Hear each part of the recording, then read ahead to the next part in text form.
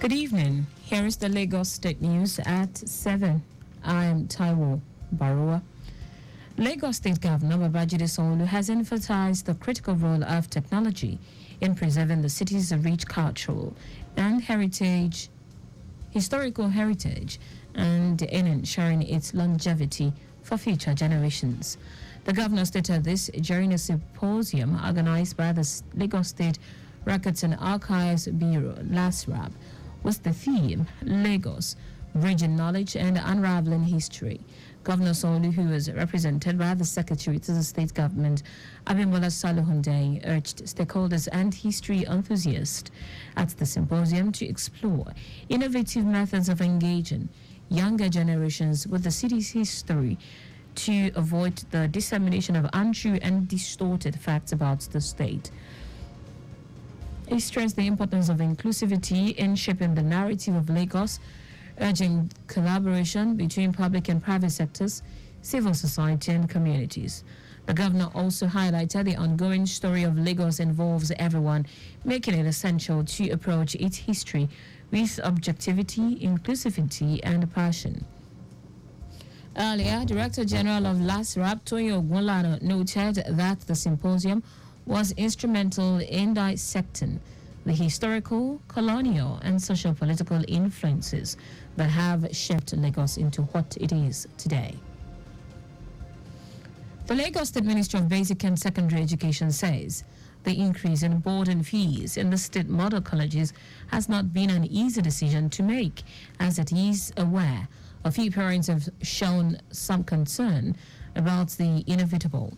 The ministry, in a release, reassured all parents that the welfare of their children remains a top priority, noting that the state government continues to provide free education in 1,021 primary schools, 369 junior secondary, and 329 senior secondary schools, which include the 32 model colleges across the state, which are boarding schools except Vetland Junior and Senior Secondary Schools.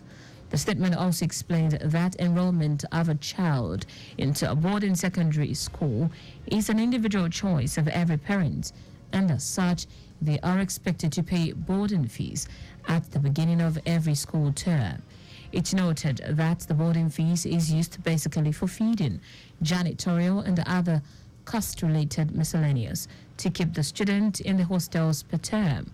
The ministry calls for full cooperation of all stakeholders, urging parents to show understanding for the sake of the children. The Lagos State Government has completed and reopened the Ojota and Maryland sections of the Odoyalaro Bridge, which will allow motorists to use both sides of the bridge. Speaking during the official reopening of the bridge to motorists, Governor Babajide Sanwo-Olu reaffirmed the readiness of the bridge for public use. He said his administration focused on road and bridge infrastructure to reduce travel time, save man hours, boost interconnectivity, provide better riding surface, eliminate traffic gridlocks, and generally make life more meaningful to commuters in Lagos State. Governor Sanwo-Olu, who was represented by the Deputy Governor Obafemi Hamzat, said when partial failures were noticed on some structural members and expansion joint of some bridges within the state, and considering the attendant safety issues and traffic disruption generated, the state government responded by embarking upon continuous reinstatement and maintenance work on all the bridges across the state.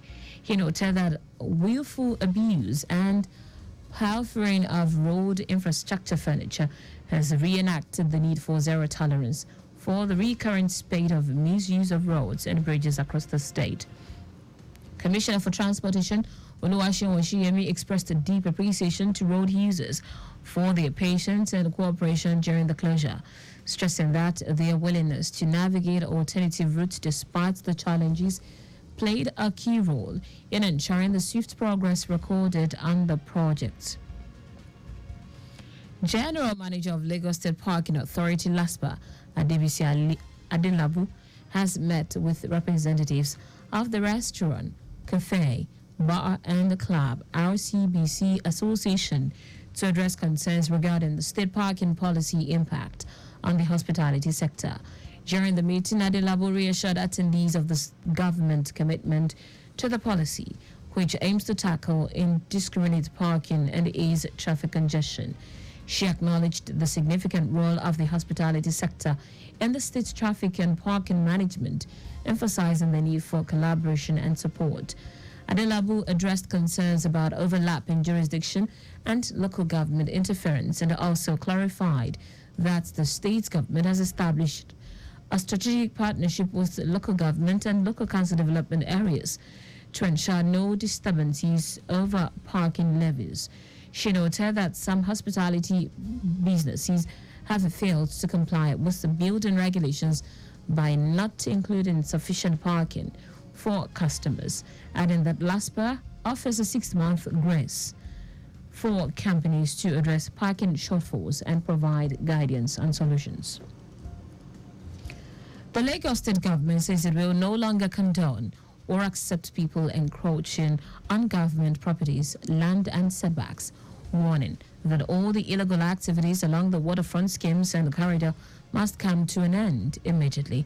Commissioner for Waterfront Infrastructure Development, Akundayo Alebioshu, gave the warning as the Lagos State government issued contravention notices to over 280 illegal property owners and occupiers in the Maegun waterfront scheme located in the Etiosa local government area of the state. Alebioshu noted that the state government will not relent in its effort to protect the state waterfront schemes and infrastructure while ensuring the safety of life and properties along the coastal areas of the state.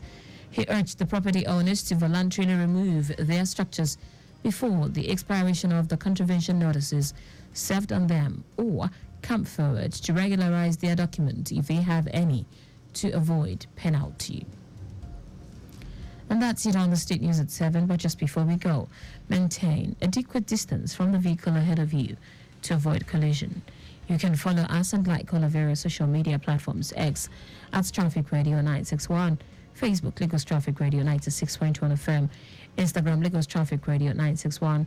Subscribe and watch our news and programs live on YouTube at Traffic Radio 961.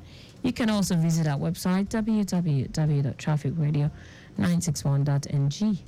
Did you know that the Sanwo-Olu administration organized a mentorship seminar for over 1,000 youth on the theme Agripreneur Strategy for Wealth Creation? You can get more details on the Lagos State Government website. For contact with the newsroom, send a message to info@trafficradio961.ng. That ends the news broadcast compiled by Adewale Olowoporoku. I am Taiwo Baruwa. Thank you for listening. Good evening.